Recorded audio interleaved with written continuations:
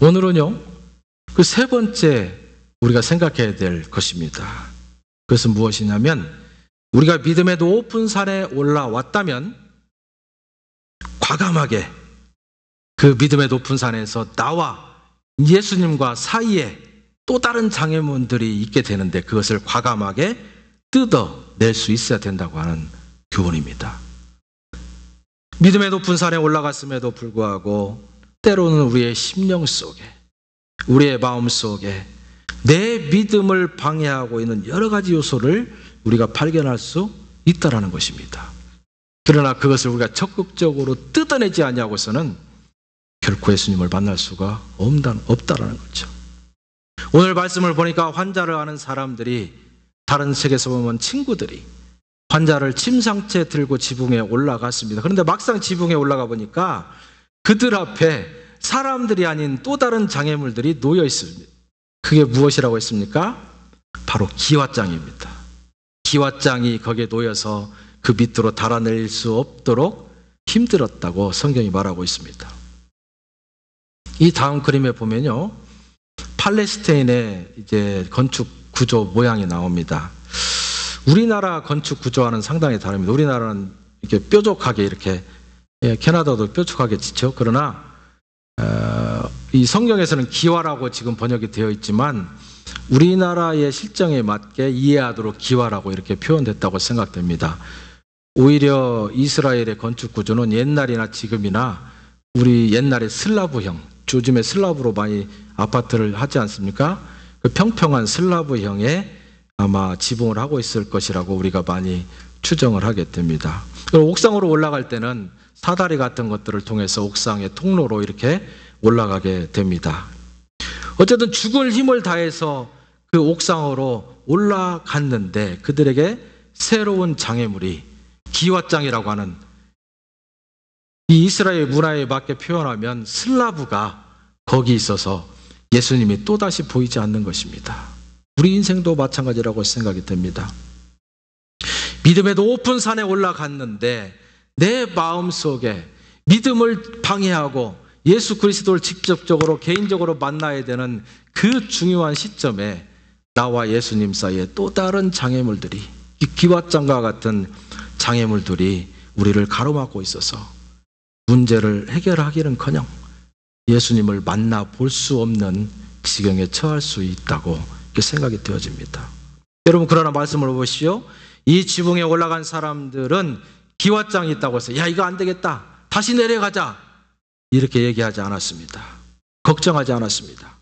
말씀을 보니까 새로운 장애물 앞에서 망설이거나 주저한 본문도 없습니다. 그냥 기왓장을 보는 순간 그 기왓장을 다 뜯어내 버렸다고 성경 기록하고 있습니다. 여러분, 여러분의 믿음을 방해하고 여러분의 신앙을 순수하게 지키지 못하도록 가로막는 그 방해물들이 있습니까? 그 방해물들 앞에서 이걸 어떻게 할까? 이것이 왜 내 마음에 있을까? 걱정하고 주저하고 포기하고 다시 내려가려고 생각할 것이 아니라 과감하게 그 장애물들을 뜯어낼 수 있기를 바랍니다. 네. 왜 그렇습니까? 그것을 뜯어내지 않냐고서는 내가 아무리 믿음의 높은 고지에 올라갔다 할지라도 결국 그 주님을 만날 수 없기 때문입니다. 여러분 생각해 보십시오. 여러분에게 그것이 무엇입니까? 다양한 종류가 있습니다. 어떤 사람은 돈과 재물이라고 하는 기왓장 때문에 주님 만나지 못하는 경우가 종종 있습니다. 열심히 신앙생활을 시작했습니다. 그 마음에 감동도 있습니다. 그러나 그 마음 가운데 인색함이 있어서 다른 사람과의 관계를 잘 형성할 수가 없습니다. 욕심이 많습니다.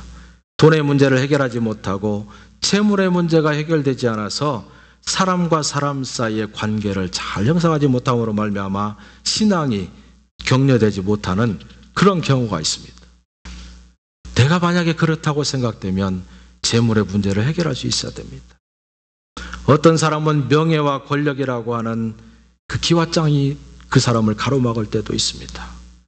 어떤 사람은 과학과 문명이라고 하는 그 사람의 지식이 기왓장이 될 수도 있습니다. 그런데 우리가 지지난주 그 전주에 김민철 선교사님을 통해서 인체를 해부하는 그 인체 과학, 그것이 성경의 원리와 얼마나 잘 맞아가는 것을 우리가 들어보았지 않았습니까? 과학도요, 그냥 정확하게 연구해 보지 못하고 옆에서 들은 풍어를 가지고 과학을 논하는 사람은 이 과학의 문명의 시대에 어떻게 전설 같은 성경책을 믿느냐라고 반박할 수 있습니다. 그건요, 왜 그러냐면 잘 모르기 때문에 그런 거예요. 정말로 인체 과학의 깊이에 들어가면 들어갈수록 이것은 세상을 창조한 하나님이 없고서는 이렇게 정확하고 긴밀하고 대단한 인체를 만들 수 없다는 사실을 인정할 수밖에 없습니다. 그래서 세계적인 석학의 과학자들은 신의 존재를 거부할 수가 없겠다. 제 동서도 지금 선교사로 있지만은 대학교 다닐 때는 물리학을 전공했습니다. 저한테 그래요. 같은 신학대원을 같은 시기에 다녔습니다. 이야, 물리학의 깊은 단계로 들어가 봤더니 결국 신의 존재를 인정하지 않을 수 없게 되더라.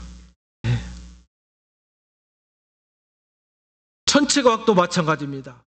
우주의 세계로 나아가 봤더니 이 지구 덩어리가 대단한 줄 알았더니 태양계 속에서 조그만하게 먼지처럼 돌아다니고 있는 하나의 혹성에 불과한 거예요. 그런데 우주에는 이 태양계가 몇 개나 된다고 합니까? 셀 수가 없다고 그래요. 오늘 아침에 인터넷 뉴스를 보니까 이 태양계에서 팍 하면서 터지는 그 자기장 에너지가 후폭풍을 일으키는데요, 1초에 2000km를 가는 폭풍이라고 합니다. 대단합니다. 지금 한국에 불어온 폭풍이 초당 57km에서 90km 막 이렇게 됩니다. 90km에 가까우면 달리는 기차를 넘어뜨릴 수 있다고 그래요. 태양이 팍 폭발하면서 그 후폭풍이 초속 2000km라고 합니다. 과학자들은 2013년도에 그 후폭풍이 한번 지구를 덮칠 거라고 하는데 지구에 있는 모든 전기 같은 거, 셀폰의 시그널, 이런 모든 것들이 순간적으로 마비될 거라고 그렇게 추정을 하고 있습니다. 네. 여러분, 깊은 단계에 들어가지 못한 알량한 과학과 문화의 이 지식 가지고 주님 만나지 못하겠습니까? 떼어낼 수 있기를 바랍니다. 어떤 사람은 일이라고 하는 기왓장 때문에 너무 바쁩니다. 바빠요. 그래서 때로는 한국 사회에서 바쁘다고 하는 사람들이 실력이 있어서 너무 바빠서 이리저리 돌아다닌 줄 아는 시대가 있었습니다. 지금은 바쁜 사람을 실력 있다고 보지 않습니다. 얼마나 실력이 없으면 그렇게 바빠가지고 8시간 이내에 자기 일도 못하고 와가지고 집에서도 자기 일하고 그렇잖아요. 진짜 실력이 있는 사람은 8시간 이내에 자기 일을 끝내는 사람입니다. 그리고 자기가 집으로 돌아올 때 그것을 부하 직원이나 또 다른 사람에게 그것을 연결해 줄 수 있는 사람이 실력 있는 사람이에요. 실력 있는 척하면서 바쁘다 하면서 자기가 정작 가장 중요한 것들에 대해서는 자기 시간을 투자하지 못하는 사람, 그것은 주님 만나는 일에도 방해가 되는 일이라고 우리가 생각해 볼 수 있습니다. 어떤 사람은 세상 사는 일이 너무 즐겁습니다. 놀러 가는 것이 너무 행복합니다. 사람 만나는 것이 나를 너무 즐겁게 합니다. 에너지가 넘쳐납니다. 다시 말하면 쾌락이라고 하는 것이 나를 사로잡습니다. 여러분, 그것이 잘못하면 예수님 만날 수 있는 마지막 단계에서 기왓장이 될 수도 있다는 것을 여러분 기억해야 됩니다. 여러분, 믿음의 높은 산에 올라왔는데 왜 내가 예수님을 만날 수 없다고 생각합니까? 그리고 한 번도 만난 경험이 내 마음 가운데 들어오지 않았습니까? 어떤 때로는 높은 믿음의 산에 올라가서 눈물을 흘리면서 피땀 흘려가면서 예수님 흉내내면서 기도를 해보았는데 왜 내 문제는 그 자리에 그대로 있고, 왜 내 마음은 여전히 예수님과 커넥팅 되었다는 느낌을 갖지 못하고, 왜 내 문제에 여전히 나는 힘들어하고 있습니까? 왜 고통스러워합니까? 왜 괴로워합니까? 하나님과 나 사이에, 예수님과 나 사이에 어떤 종류의 기왓장이든지 간에 그것이 완전히 제거되지 아니하면, 내가 자발적으로 내 힘을 통해서 뜯어내지 아니하고서는 결코 그분을 만날 수 없기 때문이라는 사실을 여러분 기억해야 됩니다. 여러분, 대부분의 경우는 이 기왓장이 죄가 될 수도 있습니다. 의심이나 불신의 기왓장이 될 수도 있습니다. 교만이나 자존심의 기왓장이 될 수도 있습니다. 때로는 학벌의 기왓장이 될 수도 있습니다. 여러분, 어떤 종류의 기왓장이든지 간에 그것을 떼어내실 수 있기를 바랍니다. 하나님께서 우리를 사랑하시는 그 사랑이 너무 커서 어떠한 것들도 그분의 사랑으로부터 우리를 떼어낼 수 없다고 했습니다. 그러한 그분의 사랑을 내가 갖고 있는데, 그분의 사랑을 내가 받는 것보다 더 귀중한 나의 또 다른 기왓장이 있어야 되겠습니까? 결국 믿음이라고 하는 것은 여러분 각자가 예수님 앞에 섰을 때에 여러분의 긍정적인 판단이 그 믿음을 확증한다고 하는 사실입니다. 아무리 성경이 이렇게 해서 얘기하고, 아무리 내 옆에 있는 그 누가 믿음에 대해서 별 설명을 다 한다 할지라도, 내가 그분 앞에 섰을 때에 그 마지막 기왓장을 내가 뜯어내지 않냐면 여러분, 그분 만날 수 없습니다.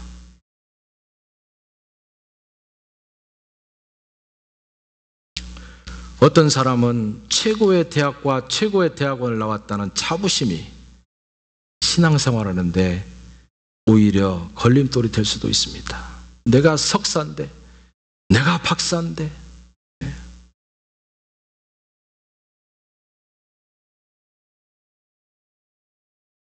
제가 참 모세 이야기를 좋아합니다.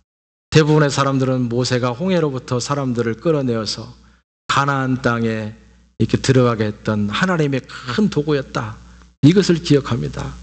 그러나 그러한 도구로 사용되기 전에 모세의 모습을 보면 저와 여러분이 갖고 있는 그 기왓장이 얼마나 알량한 것이고 하나님 앞에서 제어만 되는 것인가를 이해할 수 있습니다.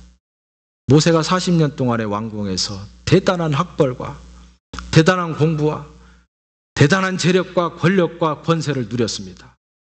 그 정도면 이스라엘 백성을 다 끌고 나와서 가나안 땅으로 들어갈 만한 실력이 있다고 대부분의 사람들은 생각할 것입니다.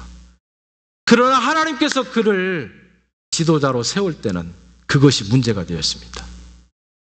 그가 가지고 있던 학벌이, 그가 가지고 있던 재산이, 그가 가지고 있던 왕자라고 하는 지위가, 그가 왕자로서 훈련받았던 제왕학의 기술들이 하나님께서 그를 사용하기에 부적절한 조건으로 그를 만들었다는 것을 하나님만 알았습니다.